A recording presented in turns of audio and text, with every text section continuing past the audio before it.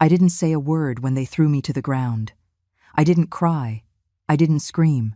I just listened as the slam of the apartment door, an apartment that was once mine, sealed something more than an entryway. It sealed a betrayal. The police helped me to my feet while Claire spoke quickly, as if trying to convince herself that what she was doing was right. She's trespassing on private property, officer. We've already told her she can't stay. This is my house now. The canvas bag I managed to grab held a couple of changes of clothes, an old jacket, and the porcelain mug I used every morning. My husband's mug. The only thing I hadn't lost yet. Sadie watched from her bedroom window, motionless, her eyes wide, as if she had just seen something die that she didn't fully understand. A neighbor muttered something, but no one intervened. No one said, "That's the owner." No one said anything. The apartment smelled like roast chicken that night. Claire had made a special dinner, she said, to celebrate Mark's birthday, even though I knew he hated family gatherings. The table was set with new napkins, gleaming silverware, and a bottle of wine that had been open for hours. The light flickered slightly over the centerpiece, where they had placed some artificial flowers, too colorful to be real. Claire laughed loudly, a forced sound. Mark just nodded. I tried to eat, but my stomach tightened with every word I heard. "Mom, you should think about resting more, not worrying about things around the house. You've done so much, don't you think?" Claire said, serving me more chicken without me asking. I smiled without responding. Sadie watched me from her seat next to her father. She played with the peas on her plate, silent. No one spoke of my husband. No one mentioned the years I had spent paying off this roof over our heads, keeping that kitchen running, saving quietly while they grew up. The family had started speaking a different language. Now they talked in terms of property, efficiency, the future. There was no affection left, only balance sheets. I felt it. That day, though I didn't want to see it, the first signs came as small things. One afternoon, I couldn't open the desk drawer where I kept my important documents. The key wasn't in its usual spot. Claire said I had probably lost it, that I could get a copy made. Another night, the internet went out, and when I asked Mark if he could reset the router, he said they had changed it, and it now had a new password. For security, he didn't give it to me.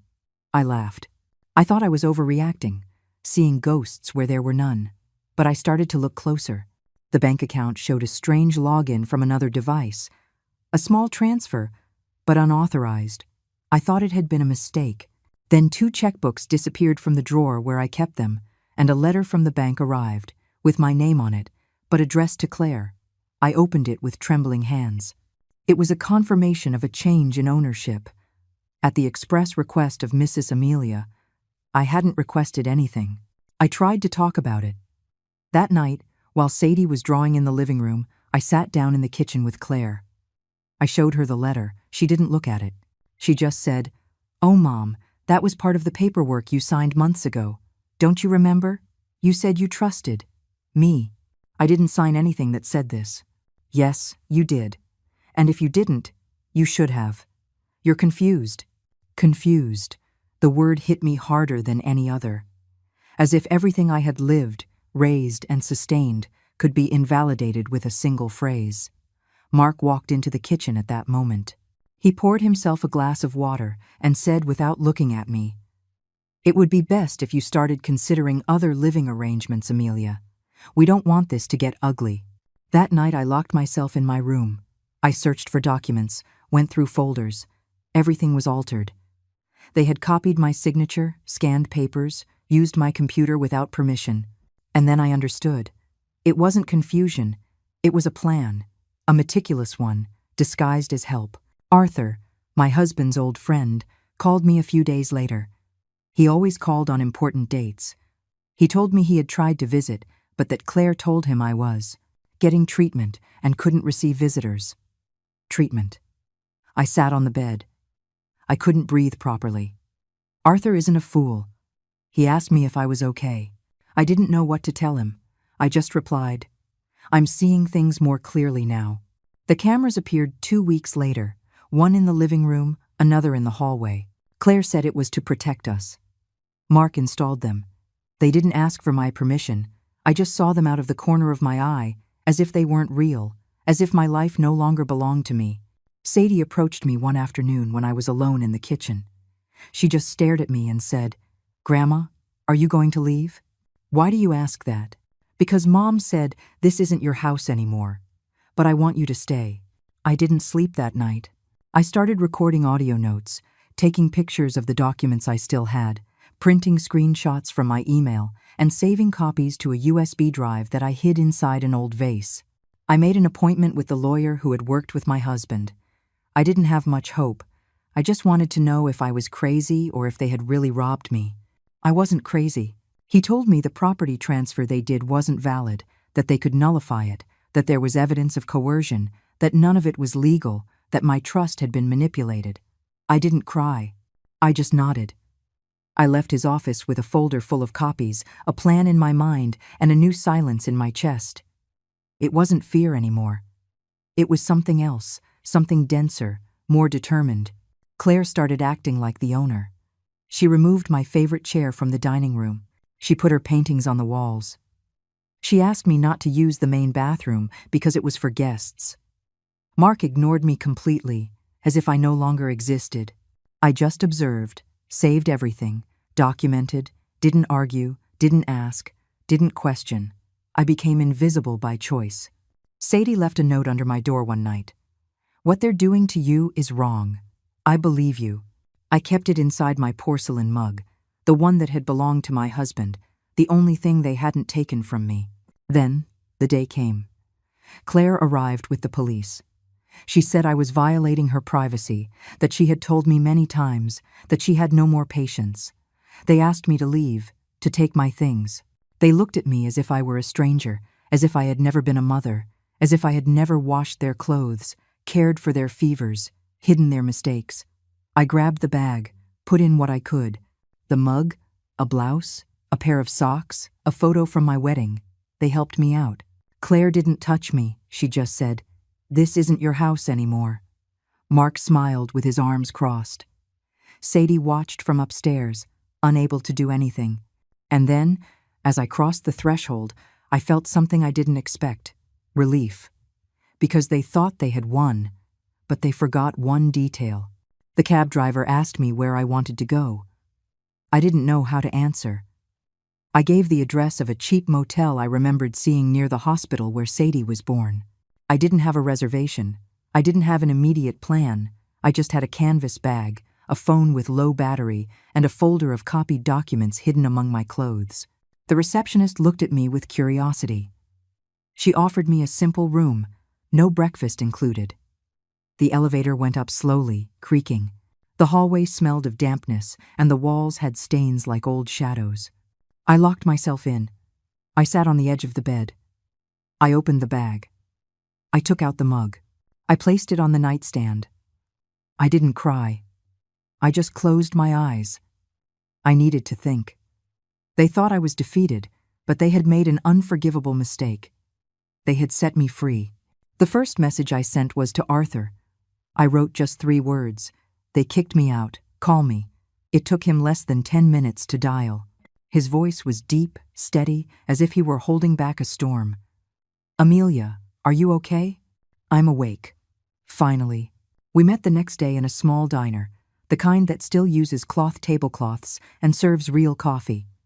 Arthur listened to me without interruption. I didn't need to say much. He already knew more than I thought. He had been suspicious for a while.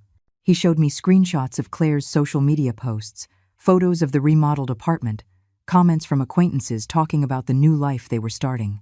One of the posts said, "After years of struggling, we finally have our own place." Signed by Mark. Arthur closed his phone and looked me in the eye. "We can fight this, Amelia, but not with anger, with precision." I nodded. I didn't want revenge. I wanted justice, silent, unrelenting. I started sleeping little. I would get up early, go through files, request duplicate documents, contact old neighbors. I even went to the bank with the folder in my hand. I explained everything. I showed them the evidence. People looked at me with a mixture of pity and respect. One woman at the bank, seeing the date of the transfers, said, "This isn't right. Something's wrong here." She printed records for me, signed copies. Every document was another piece of the puzzle. The lawyer reviewed everything. He said it was more serious than he'd thought. Forgery of a signature, emotional manipulation, possible financial abuse. He explained that if we handled it correctly, I could not only get the apartment back, but also leave enough evidence to prevent them from doing it again. Not to other people, not to Sadie. I shuddered, because deep down, that's what hurt the most. That my granddaughter was growing up in the middle of a lie. I didn't reply to Claire's messages. She texted me 3 times. The first, brief, saying she was sorry things had gone this far. The second, blaming me for not wanting to understand. The third, warning me that if I insisted on making trouble, they would take legal action. I didn't reply. I saved them. I printed them. Every word was a disguised confession. I changed my number. I closed my social media accounts. I registered a new mailing address. I began to build what the lawyer called my own legal life. Everything that for years I had shared with them, I now had to rebuild as if they had never existed. I went to the notary public, the county clerk's office, the office of property records.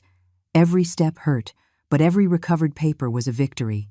Sadie managed to call me one afternoon from the school office phone. She told me she missed me, that she didn't understand why no one would let her talk to me. That Claire said I was sick with resentment. I bit my lip. I didn't say anything bad about her mother. I just told her, "I'm okay, my love. I'm building something. For us. So you'll always have a place where you're welcome. Will you come back?" They don't know it, but I never really left. I started recording daily audio diaries, not for evidence, but for me, to remember who I was. I recorded thoughts, memories, phrases that Alfred, my husband, used to say to me. The one who waits with dignity wins with time. In one of the recordings I said, "They think they won, but they forgot I still have the original deeds. The notarized copy, the video of the real signature, and the truth isn't erased with a kitchen remodel." Arthur helped me find a handwriting expert. He compared my signature with the one on the supposed transfer. He confirmed it was a forgery. He wrote a report. He had it certified. It was the key piece of evidence. The following week, we filed the lawsuit. It wasn't just to get the apartment back. It was for damages, for emotional distress, for abuse. The lawyer told me they would probably try to settle, that Mark was a skilled manipulator, that he would say everything was consensual, but there was too much evidence. And best of all, everything had been done without witnesses, without legal recordings, without legal counsel. Just them against me. But I wasn't alone anymore. I lived in that motel for almost a month. Then I rented a room in the house of a widow, Carol, who let me use her kitchen and offered me tea in the afternoons. We didn't talk much, but she understood what it was like to lose something you've cared for your whole life. On her bookshelf, she had old photos and a jar with letters her husband wrote to her before he died. She told me once, "There's no worse loneliness than being surrounded by people who pretend to love you." The lawsuit was officially served. Claire wrote to me immediately. This time she didn't use euphemisms. She called me ungrateful. Said I was destroying her. That Mark was considering suing me for defamation. I didn't respond. Arthur took me for a walk that afternoon in a park we used to visit with Alfred. I sat on a bench and told him, "I don't know if I'm going to win, but I'm not afraid anymore. And for me, that's already winning something." One night, near the anniversary of Alfred's death, I decided to do something symbolic. I went to the apartment building. I didn't go in. I just walked around the neighborhood. I looked at the windows. The lights were on. I heard Mark's voice laughing and Claire yelling something at Sadie. I walked over to the tree where Alfred used to park his old Mustang. I touched the bark. I left a flower at its base. And I walked away. I didn't look back again. The first hearing was scheduled. I didn't need to speak much. The documents spoke for themselves. Their lawyer tried to get the case dismissed. He said it was all a misunderstanding, that I was old, confused, manipulated by third parties. I felt small for a moment. But then I remembered everything I had gathered, everything I had lost, and even more, everything I could still get back. I sat up straight, I breathed, and I waited. When the judge reviewed the expert's report, he frowned. He looked at Claire, then at Mark. He asked them if they could explain how they obtained the signature. They remained silent. The lawyer muttered something. The judge called for a recess. My lawyer smiled at me for the first time. "They're starting to sweat," he said. "That's good." That night, back in my room, I made tea with fresh mint Carol had given me. I sat by the window. It was raining softly. I took out the porcelain mug. I filled it. I recorded an audio message. They didn't win. They just took advantage while I was sleeping. But I'm awake now, and this time, I'm not going back to sleep. I didn't sleep well. But I woke up with the feeling of having laid the first brick of something new. Not a house. A boundary. An invisible trench. Where no one would ever touch my dignity again. There were still many hearings, pieces of evidence, depositions to come.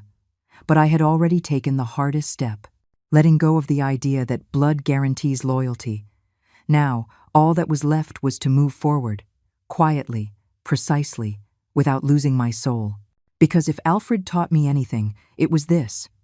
The victory that matters is the one that lets you look in the mirror without looking away. And I no longer looked away for anyone. The second hearing was different, less cold, more tense. Claire wouldn't look at me. She arrived dressed in neutral colors, her hair pulled back, her expression empty. Beside her, Mark seemed irritated to be there. He tapped his foot constantly, as if he couldn't bear the silence of the courtroom. Their lawyer tried a different strategy, to portray us as a family broken by misunderstandings, by old unresolved wounds. He talked about my emotional instability after Alfred's death, about my difficulty adapting to generational changes. I wanted to laugh, but I didn't. I just watched, with steady eyes, my breathing controlled. My lawyer presented a new piece of evidence. A video where Claire was clearly seen signing some papers at a desk I had never seen before. The angle wasn't perfect, but her voice could be heard.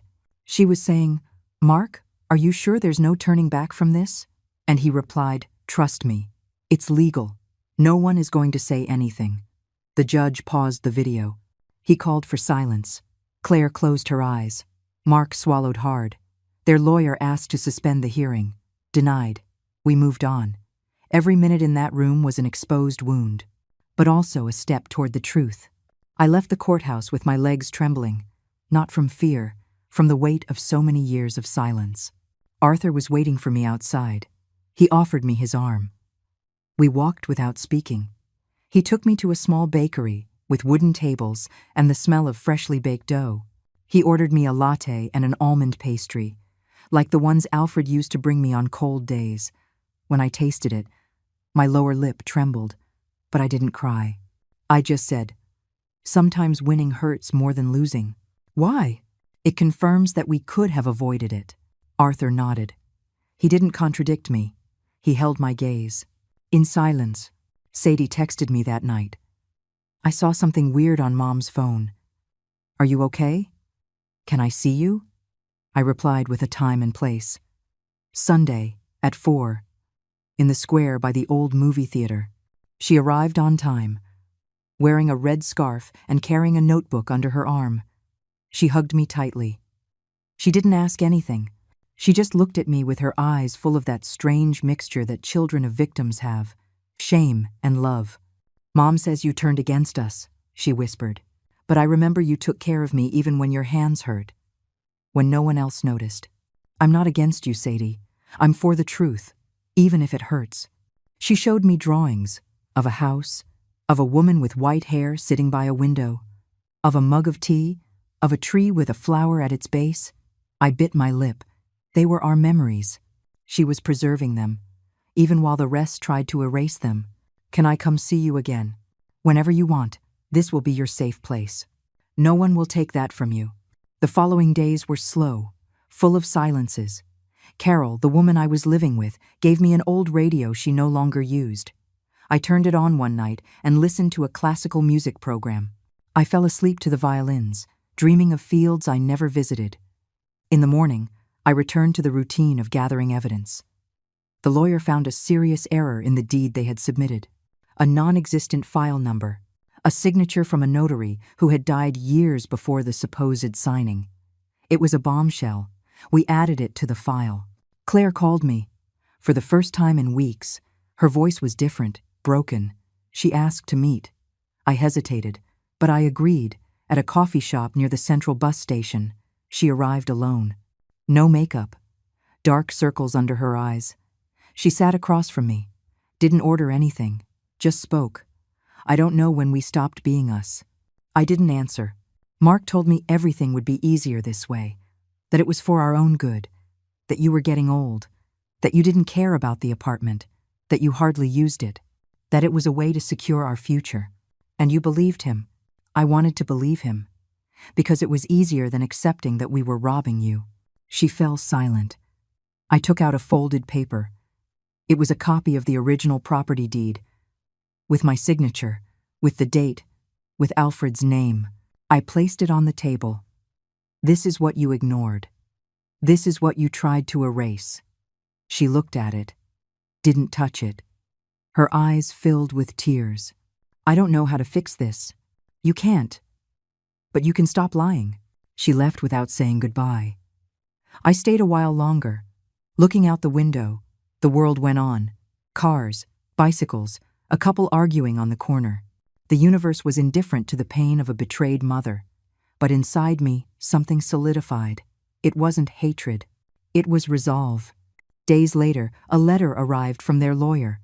A settlement proposal. They would give up the property if the lawsuit was dropped and a non-disclosure agreement was signed. I tore it up without reading further. I didn't want their silence. I wanted my truth, and I would have it. Arthur helped me prepare for the third hearing. He knew the judge from years ago, not as friends, but from having shared complex cases. He told me, "This guy doesn't tolerate phonies. If we stay the course, they'll fall on their own." And so it was.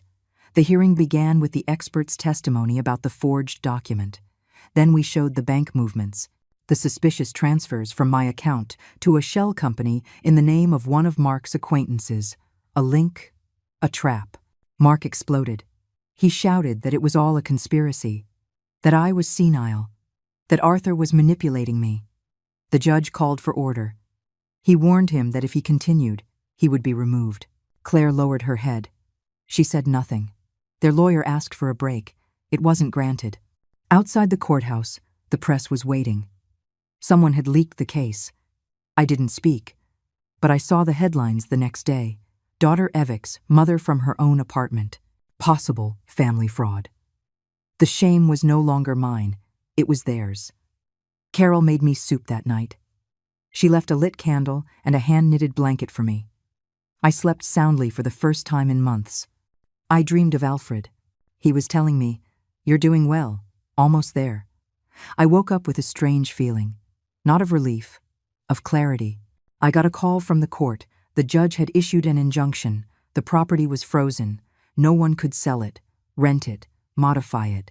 It was mine again, legally. But the final trial was still to come. The closing, the settling of accounts. Sadie came to see me, with a new notebook.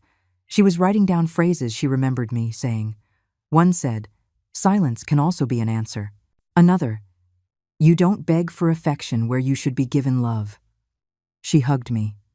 She left a dried flower between the pages. "Can I leave something here?" she asked shyly. "Anything you want." She took out a key, the one I had given her years ago. She left it on the table, just in case I ever don't know where to go. I didn't know what to say. I just closed my eyes and nodded. The last week before the final trial was strange. Mark disappeared. Claire stopped attending the hearings. Her lawyer tried to buy time. He failed. The judge set a final date. Arthur accompanied me to sign the last documents. The lawyer told me, "You're one step away from closing this chapter. But it's not going to sound like a loud victory. It will be like locking a door and throwing the key into the sea." I smiled. That's all I need. That night, I walked to the apartment building. I didn't go in. I stood in front of the gate, locked, like my past. I sat on a nearby bench. I turned on Carol's radio. A piano piece was playing. The wind moved the leaves. I took out the porcelain mug. I placed it on my lap, empty, as it should be. And I stayed there, waiting for Judgment Day. Not with fear, with certainty. The day of the final judgment dawned with a gray sky, heavy with a thick humidity that seeped through the cracks of the soul. I dressed in the same blouse I wore to Alfred's funeral. Not for nostalgia, for strength, because that time I had to hold a broken family together. And this time, I was going to hold up my truth alone. Carol made me a coffee. She left it on the table without a word. Arthur arrived at 8 o'clock sharp, with a manila envelope under his arm and serene eyes, like someone who has already seen the end before anyone else. The courtroom was fuller than other times. There were reporters, onlookers, even a neighbor who used to greet me from her window. Claire arrived late. She sat down without looking at anyone. Her hair loose, her skin pale, her mouth tight. She didn't look like herself. Mark didn't show up. They say he left the country 2 days earlier, on a fake passport. Coward. Claire's lawyer tried to distance her from everything. He argued she was a victim of emotional manipulation, that she signed papers without understanding, that she trusted her husband like any trusting wife would. But the judge was not naive. His eyes were sharpened by years of trials where everyone tried to paint themselves as victims. My lawyer was impeccable. He showed every document, every inconsistency, every testimony. Even Arthur spoke. He told how Alfred had confided in him his worries about Mark's behavior, how they saw in him an ambition disguised as politeness. His voice was steady, firm, unadorned. When he finished, there was a thick silence, like when the lights go out in the middle of a conversation. "Mrs. Amelia," the judge finally said, "do you have anything else to say before the verdict?" I stood up. My knees cracked, but they didn't tremble. "I don't want punishment. I want memory. For this not to be repeated. For no mother to have to defend herself against her own blood. For love not to be used as an alibi to steal. For justice not to arrive when too much has already been cried." I sat back down. The judge nodded. It didn't take long. He declared the signed documents null and void. He restored ownership of the apartment to me. He ordered an investigation into Mark for fraud and money laundering. Claire was cleared of criminal charges, but with a considerable financial penalty. My daughter's face didn't change. Not a tear, not a gesture. I left the courthouse like someone returning from a long war. There was no celebration, just a different kind of silence, one that wasn't heavy. Arthur took my arm. We walked without hurry. That afternoon, Sadie came to the house with a bouquet of wildflowers. She hugged me so tightly that for a second I was a whole mother again. "Can we have tea again?" she asked. "Of course, my love." She poured the tea, turned on the radio. An old tango that Alfred used to hum was playing. I laughed. She did too. For the first time, we laughed without fear that someone would take it away from us. She showed me a notebook where she had written down everything that had happened, her way of understanding, of processing. "I want you to keep it, Grandma, because you don't forget, because you don't let things be erased." That night I slept with the notebook under my pillow. The following days were strangely calm. I visited the apartment.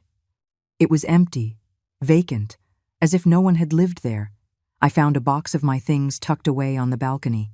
Old photos, a scarf Alfred had knitted, a book with my name written in blue ink. I sat on the floor and cried, not for what was lost, but for what was recovered. I put the place back together, without help. I painted the walls, hung pictures, put up new curtains. I did it in silence, like someone preparing a room for a loved one. Arthur visited me often. He brought me soup, newspapers, stories. He told me about his youth, about his fear of growing old alone. One afternoon he told me, "It's never too late to start over, Amelia. You did it in the middle of a disaster." I looked at him and didn't know what to say. Because I had been reborn at 73. One Saturday, Claire showed up at the door. She didn't call, didn't write beforehand. She just arrived. I watched her from the window. I didn't open immediately. I took a second. When I opened it, she said nothing. She just held out a cardboard box. "This is yours. It never should have left here." Inside were letters, the ones I had written to her when she first moved in with Mark. Mother's letters, advice, recipes, silly phrases. I didn't know whether to cry or thank her. She gestured to come inside. I didn't respond, but I offered her a cup of tea. We sat without speaking. She looked at the floor. I looked out the window. "Is Sadie okay?" she finally asked. "Yes, with me. And stronger than ever." "Do you hate me?" "No. But I don't believe you either."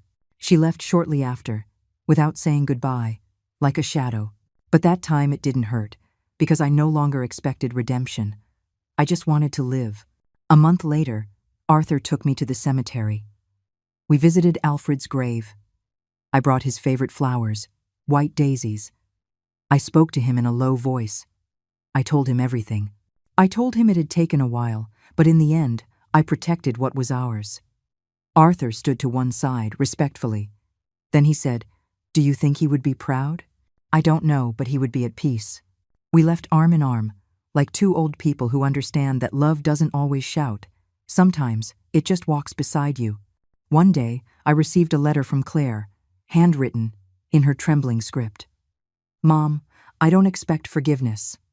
I just want you to know that what I did wasn't out of hatred, but weakness. I let myself get dragged along. I was a coward. But thanks to you, Sadie has a different example. I don't know if we'll ever be able to talk like we used to, but you'll always be my mother, Claire." I didn't reply. I put the letter in Sadie's notebook, as proof, as a scar. Sadie now writes stories. She says she wants to tell stories that hurt but end with a sigh. She reads them to me out loud. I listen to her like someone clinging to the echo of something pure. Sometimes she draws Alfred with wings, or me with a cape. She says I'm her silent hero. I just smile, because in the end, I didn't win a legal battle. I won something deeper. The certainty that resisting, sometimes, is the most revolutionary act of love. And so, with my hands full of memory, I took a deep breath again. I became Amelia again. Not the mother, not the victim, not the plaintiff, just Amelia, whole, unbroken, indestructible. Sadie had gotten used to sleeping with the hallway light on, not out of fear, but out of habit. It was her way of saying that even though things were calmer, the dark wasn't trustworthy. I told her it was okay, that sometimes a dim light was also a kind of hug. Since that afternoon when Claire appeared and left that box of letters, something in the air had changed. Not a direct threat, but a rumor. As if the past was breathing near the door, waiting for a crack to slip through. Arthur came by less often. He had injured his knee and preferred to rest at his house. Still, we talked on the phone almost every day. He would read me old poems, the kind Alfred used to memorize in a low voice while he cooked. They did me good. They reminded me that beauty can coexist with pain without canceling it out. One morning, Sadie came home from school with a frown on her face. She hugged me before saying anything, as if she needed to make sure I was there, tangible. "Today, someone was talking about Mom," she whispered, dropping her backpack on the floor. "What did they say, my love?" "That she got back with Mark. That they found him in Florida. That they're together." I didn't say anything. I just sat down. The tea was steaming on the table, the sugar undissolved. Time stopped in that instant. The idea that Claire, after everything, had gone back to that man chilled me to the bone. Not out of disappointment, but out of danger. Because Mark wasn't just a manipulator. He was methodical, vengeful. He didn't leave loose ends. That night I checked the locks. I installed a new camera in the hallway. I called Arthur and asked for his help in digitally securing my accounts, my documents, even Sadie's school information. I didn't want to be paranoid. I wanted to be prepared. Arthur didn't ask questions, he just acted. 3 days later, everything was sealed, but something in my chest was still beating differently. 2 weeks later, I received an email notification. An attempted login to my old bank account, one I had closed after the trial, but which, due to a system error, was still active in old records. The attempt came from an IP address in the Cayman Islands. The connection wasn't a coincidence. I called the bank, canceled everything, closed the last open doors. That night, Claire called. I didn't know what to do. The screen flashed with her name like an old wound. "Hello," I answered, my voice firm. "Mom, are you okay?" "That depends." "Why do you ask?" "I heard you're looking for me, that you're saying things about me." "I don't need to look for you. You know where I am. And I'm not talking about you. I'm talking about the facts. There was a long silence. Mark has changed. He's different. He says he's going to apologize to you, that he wants to clear everything up. I laughed. I couldn't help it. A dry, incredulous laugh, like someone hearing that fire wants to become water. And you believe him? I don't know. I'm confused. I'm alone. You're not alone, Claire. You chose to be where you are. And you chose to leave when we needed you most. Don't say that. You don't know everything I went through with him. You're right. I don't. And you don't know everything I went through because of your silence. I hung up, without yelling, without a goodbye. My hands were trembling, but not my soul. The next day, Sadie found a note on her locker at school. It wasn't signed. It just said, "Your grandmother isn't who you think she island. Ask about your father. Ask about the inheritance." The girl handed it to me without fear, just with curiosity, like someone who knows there's more to the story but needs it to be told without lies. Read it. I warmed some milk. We sat together on the sofa. I took her hand. Your father did many bad things, and your mother allowed many others. But you, Sadie, you came into this world to break that cycle. You don't need to carry what they couldn't handle. She nodded. She didn't cry. She just rested her head on my shoulder and whispered, "I just want to stay with you. Here, and here you'll stay." That night, I did something I hadn't done in years. I wrote a letter.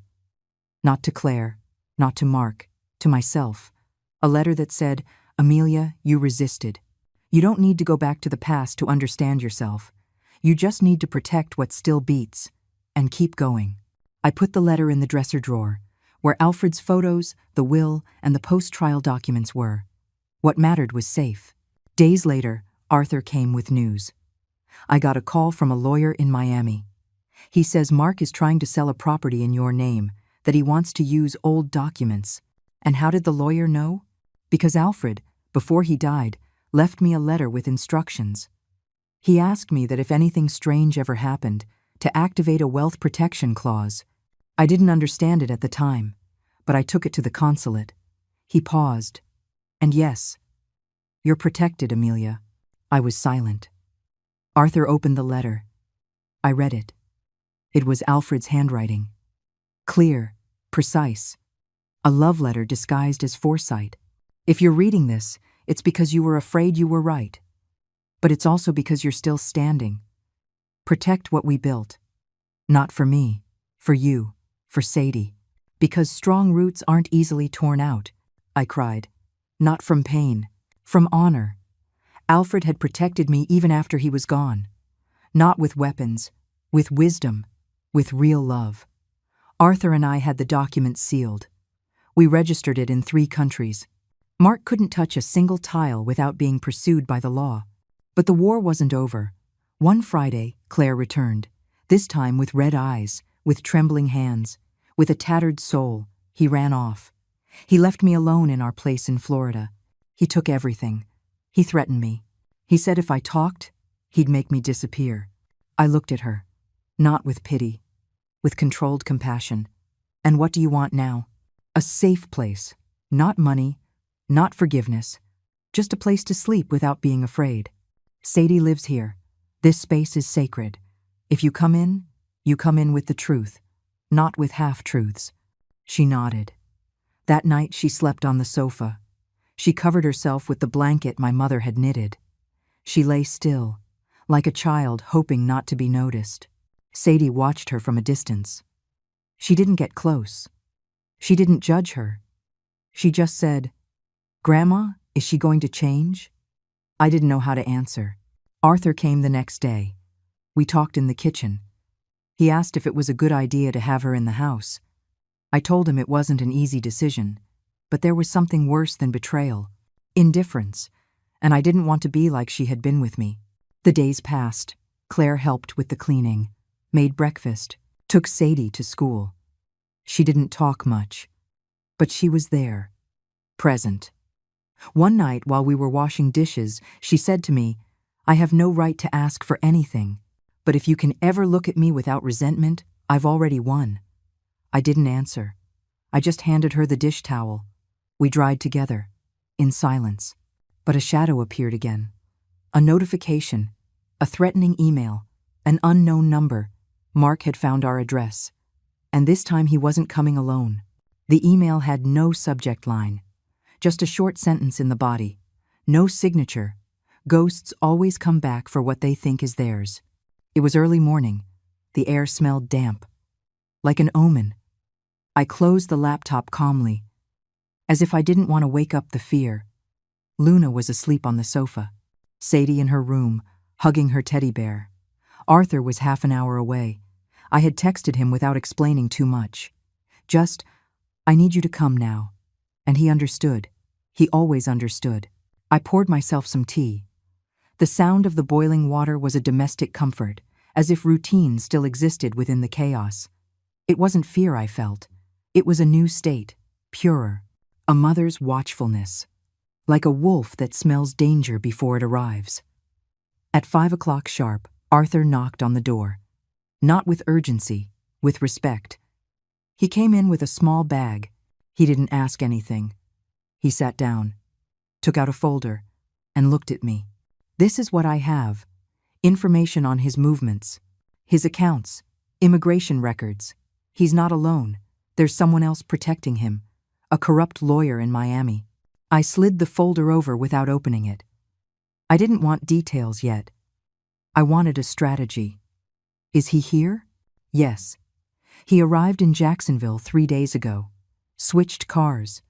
He's using a fake passport, but his mistake was moving money from an account associated with Claire, and that gives him away. I looked toward the hallway. Claire was still asleep, her face pale, as if she carried centuries on her eyelids. She wasn't the same, and although the wound was deep, I didn't want to see her fall again. "Do you think he'll come here?"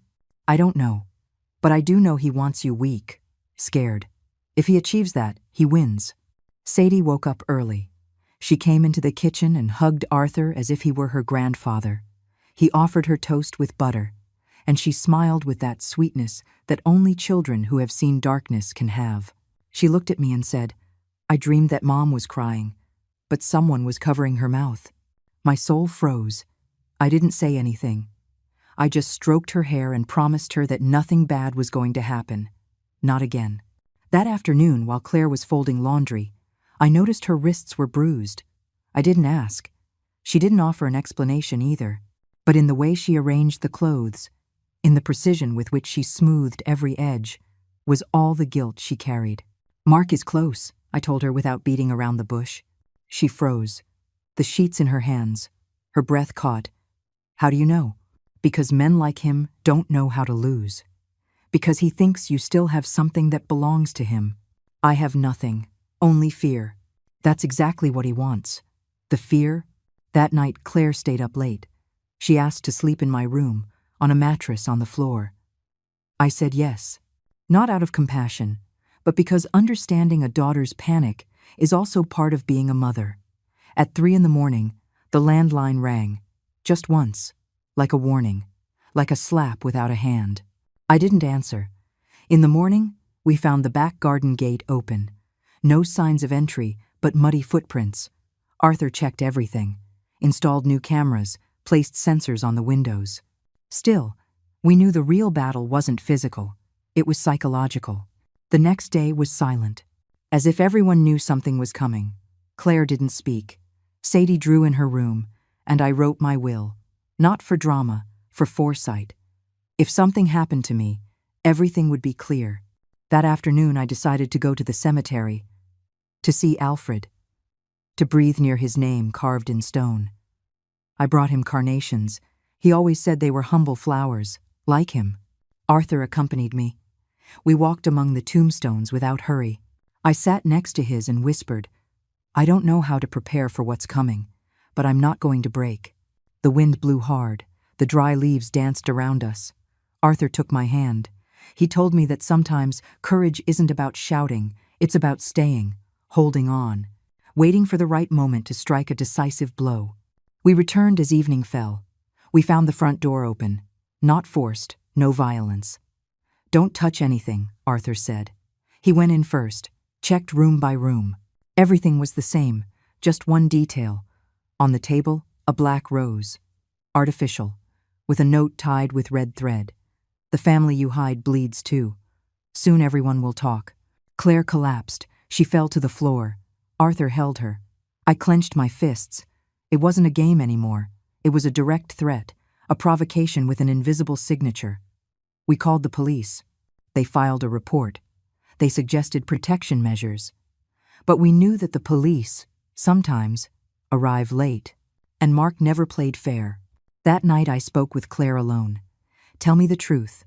All of it. There's no more time for half-truths. She sat across from me, looked at the floor. Her lips trembled. When we went to Florida, he promised me a fresh start, but he isolated me. He took away my phone. He would hit me if I talked to anyone. He used my signature to sell properties. And he recorded my conversations to blackmail me. And what is he looking for now?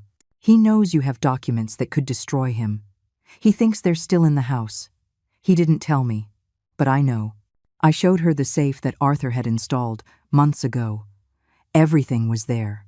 Deeds, recordings, testimonies, letters. Evidence that could send him to prison for years. And he knew it. That dawn, we decided to move everything. Arthur contacted a federal judge, a friend of Alfred's. We arranged for a secure handover. At 6 o'clock, we left in silence. We left the house under police watch. Sadie went with a friend. Claire couldn't stop shaking. At the police station, we handed everything over. The judge received every folder, every flash drive. We signed the documents. By 11 o'clock in the morning, we had no more evidence. At home, only memories. We returned at noon. Sadie was drawing a tree with strong roots. She showed it to me and said, "This tree doesn't fall. It has grandma roots." I cried on the inside, and on the outside too. But the calm was short-lived. That night, someone cut the power to the neighborhood. Just our house. Arthur reacted quickly. He had a generator. We turned on the interior lights. Claire locked herself in the bathroom. Sadie was asleep. I took a kitchen knife, just in case. At 3 in the morning, a sharp knock on the door. Another. One more. Arthur went out with a flashlight.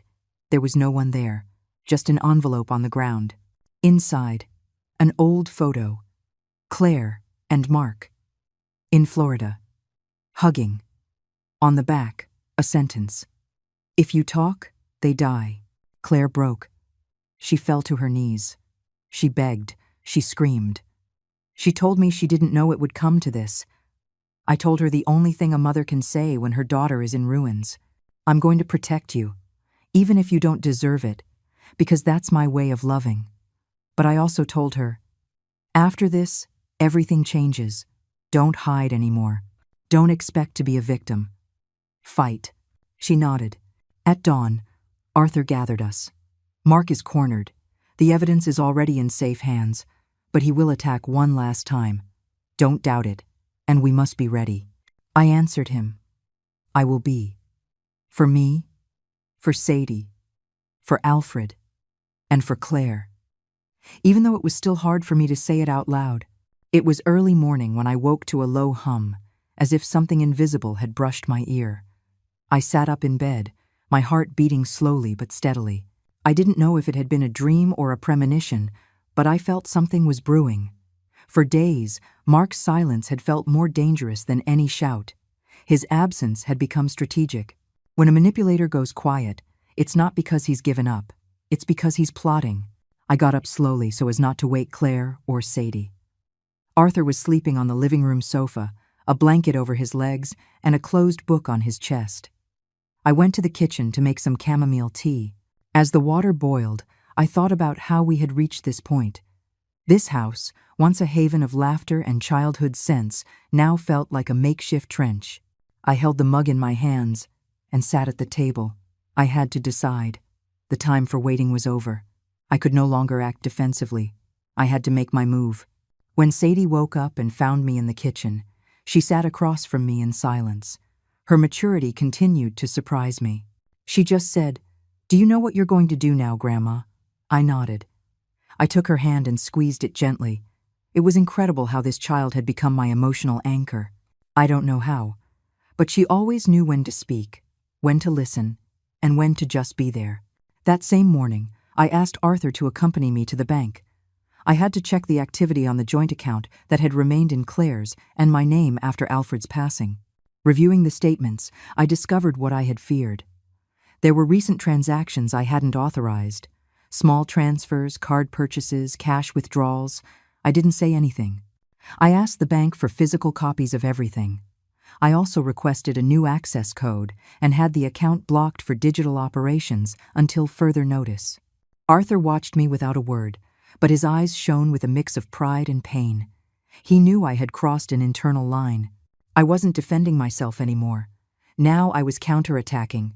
That afternoon, when I returned home, Claire was on the phone in the backyard. I hid behind the window curtain and watched her. Her expression was tense. She was saying things like, "She suspects something and we have to move it up." It hurt to recognize Mark's voice on the other end of the call. I knew it by the way she lowered her gaze when he spoke, by how she nodded even though no one could see her.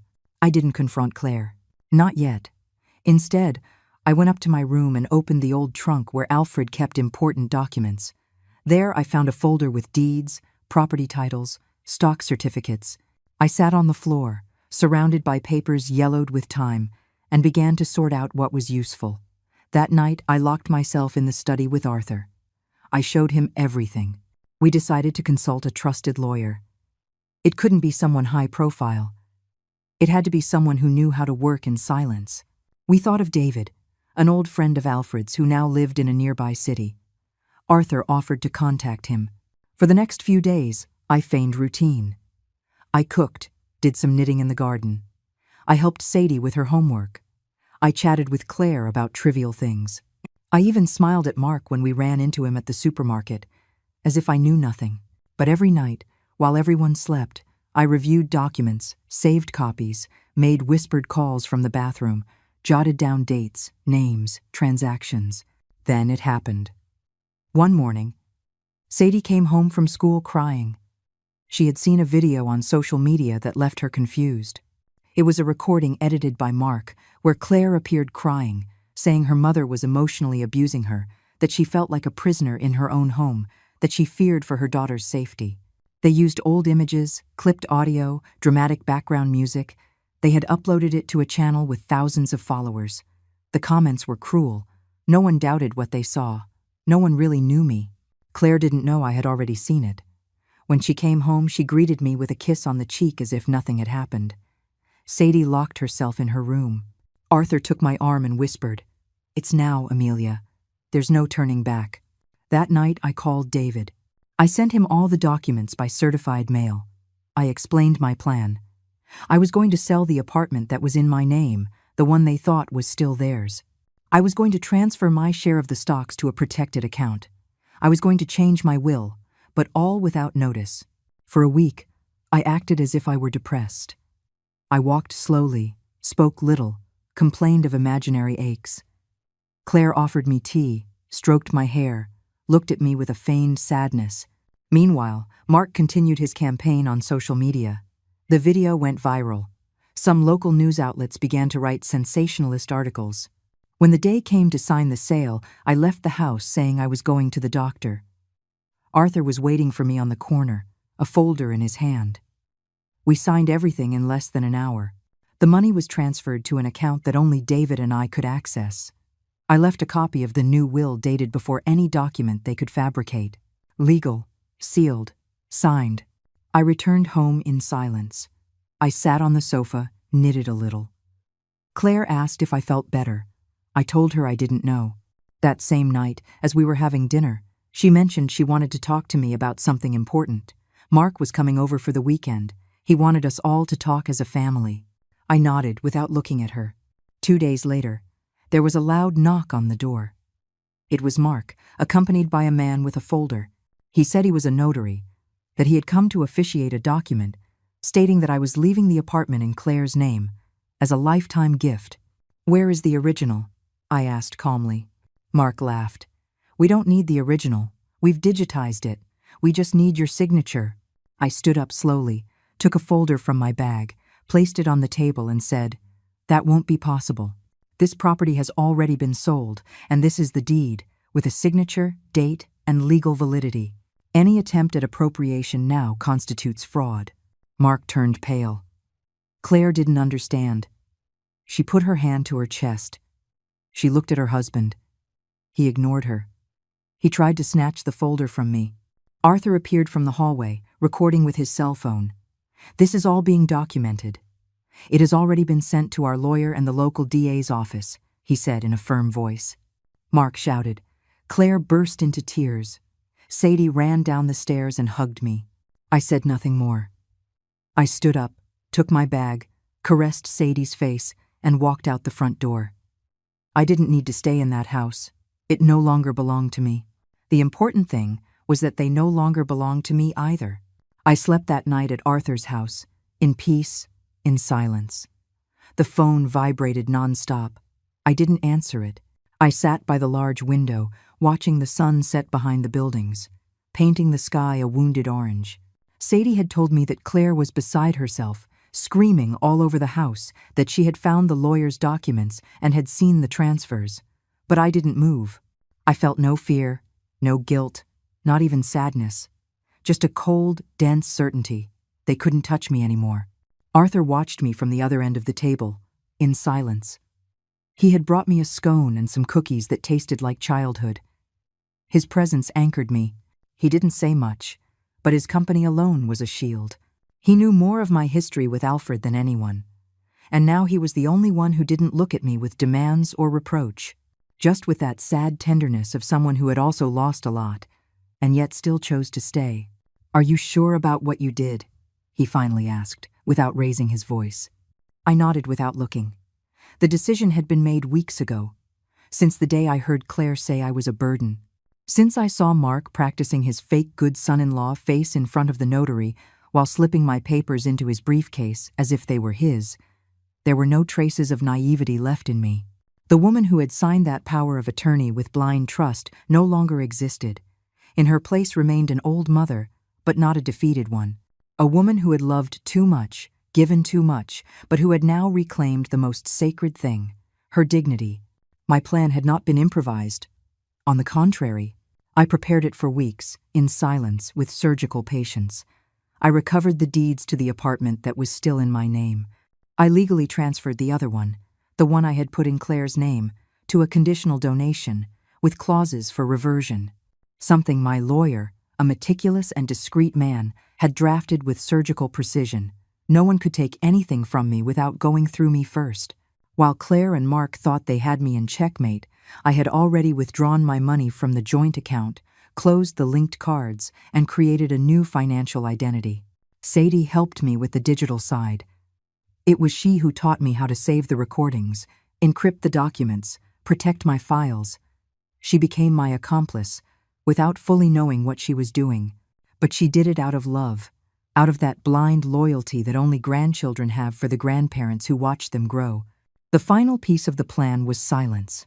I withdrew. I moved to a small apartment in a quiet neighborhood, without saying a word. Claire received a formal letter informing her that her access to the funds was blocked for an audit.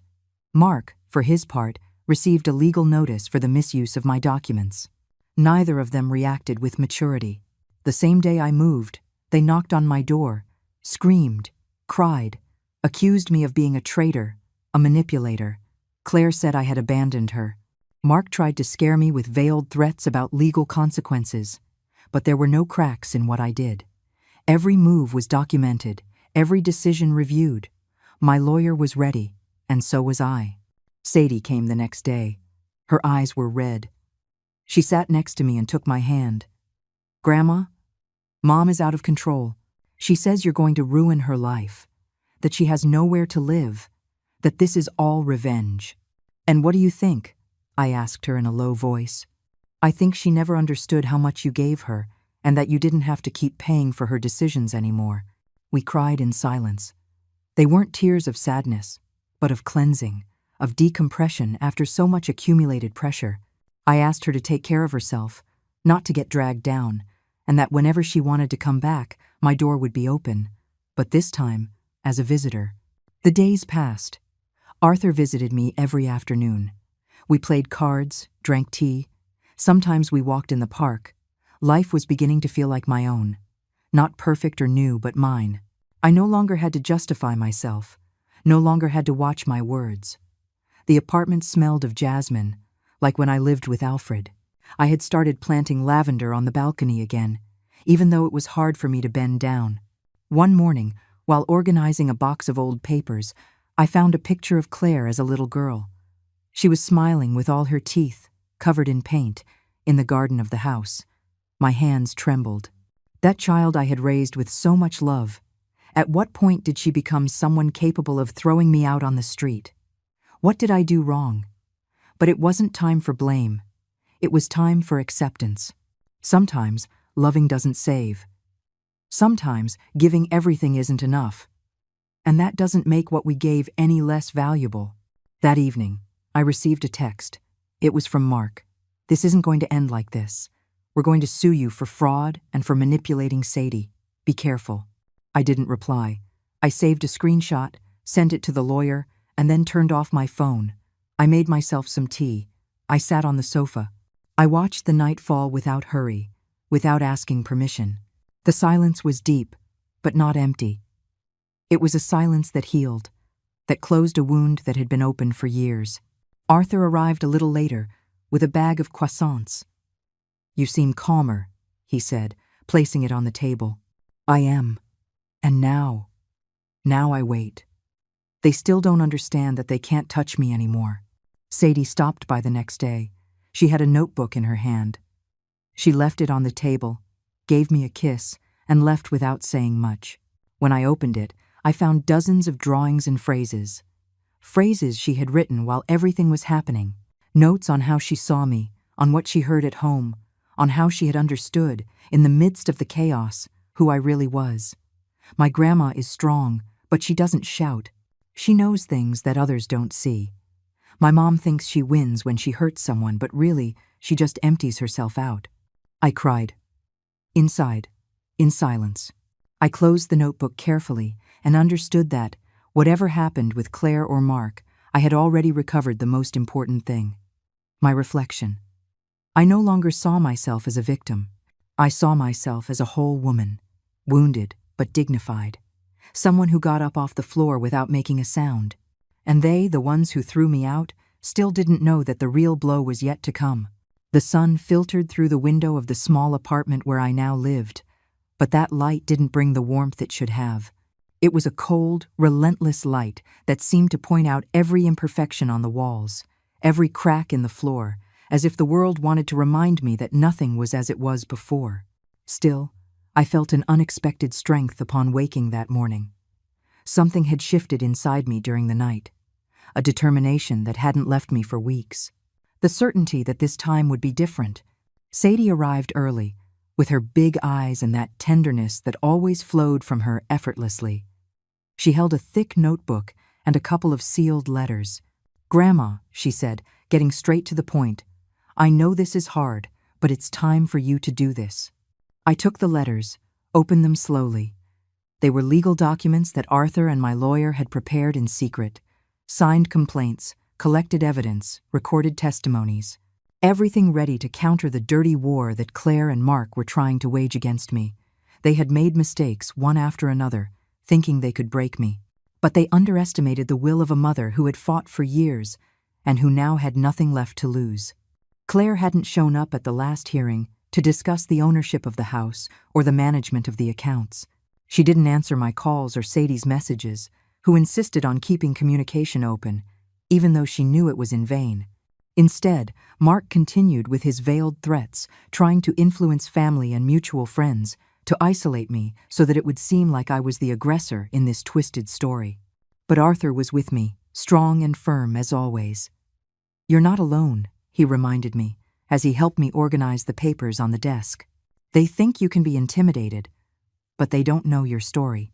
It was true. No one really knew the story behind that woman who seemed weak on the outside, but who burned with an ancestral strength on the inside. My story was one of resistance, of broken love, of betrayed promises, but also of a justice that didn't depend on the law, but on the truth. One day I received an unexpected visit. Claire appeared at the door with the look of someone who has lost everything. She wasn't the arrogant and dismissive woman I remembered, but a shadow of herself, with tears that never quite fell. She looked at me with anger, with desperation, with a resentment that no longer scared me. "Why?" she asked, her voice broken. "Why are you doing this to us?" "I'm not doing anything to you, Claire," I answered calmly. "I'm just stopping you from destroying me." Her face tensed, and for a moment I thought she would attack, that she would launch another lie, another accusation. But instead, she lowered her head and whispered, "I don't know who I am without your support." It was then that Sadie appeared behind her, taking her hand, and said in a firm voice, "Mom, this has to change. We can't go on like this." It was the first time in months that I saw a possibility of reconciliation. Not a naive reconciliation, but one born of truth and respect. Mark, for his part, was quick to counterattack. They sent letters, messages, and even tried to use some friends to pressure me. But I was prepared. Every move of theirs was anticipated, every word recorded. Arthur and I worked to dismantle their lies and expose their true intention, to control everything, including Claire, regardless of the damage they caused. Meanwhile, Sadie became the bridge that united us. She didn't judge, she listened, she mediated. Thanks to her, Claire began to understand the magnitude of what she had lost and the depth of my sacrifice. And I, in turn, learned to listen to her without fear or resentment. But the battle didn't end there.